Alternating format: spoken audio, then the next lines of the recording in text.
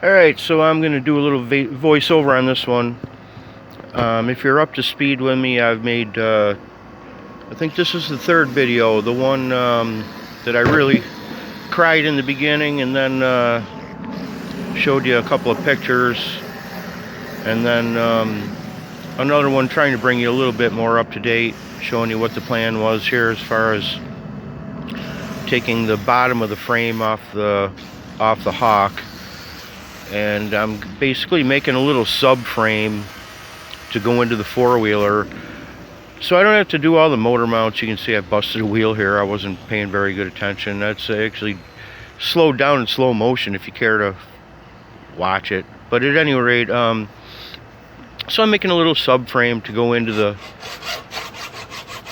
125 frame. And you know, it's going to be a lot easier than trying to put motor mounts in and trying to figure out where everything goes and blah blah blah. So in the end, it worked out real good. So it's just sitting there in there right now. The foot pegs off the four-wheeler are in the way of the foot pegs for my subframe. So I'm going to chop them right out of there. They were going to be nice because they had some like big rubber boots kinds of things that went around so your feet slipped into, but that's okay. We're gonna make all that kinds of stuff up. So these were definitely in the way.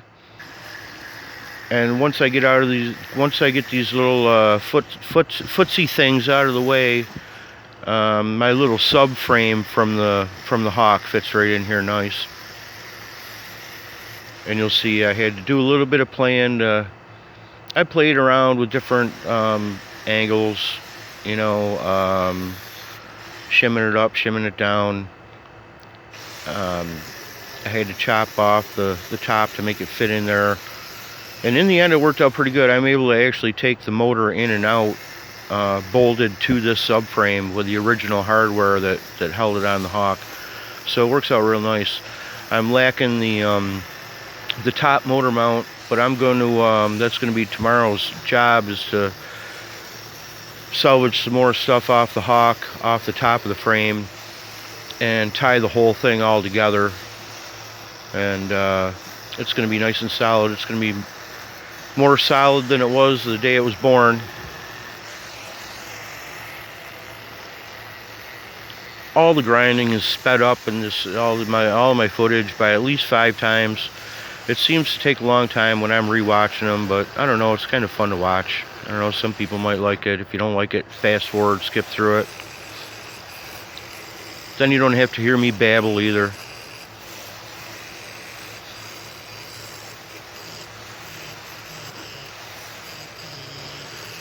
There's just some little support thingies that I'm grinding off. They were in the way of it sitting in there nice and flush. Chopped them out. Chopping wheel, go to a grinding wheel, grind it all down nice. And now as you can see, it sets right in there. It's tight. It just sets right in nice. I'll get that welded in there, and I'll have some really good mounting for my 250 motor. There it is, just sitting in there. The next issue really was just playing around with it for a while today to get the angle right. I tried, you know, propping it up this way, propping it up that way. The carburetor didn't fit, so I ended up chopping that little bracket out of the way. And then in the end, I ended up actually flipping the manifold over on my carburetor, and it sticks out there nice. Now I can almost get the gas tank on the top. And that's going to be the next thing tomorrow, along with the chopping off the top of the frame to get that other motor mount and tying the whole thing together. So a good day's work. Thanks for watching. Tune back in for the next video on the making of the mud machine. This thing is going to be a blast. It's going to have lots of power. This is a really great running motor. I love it.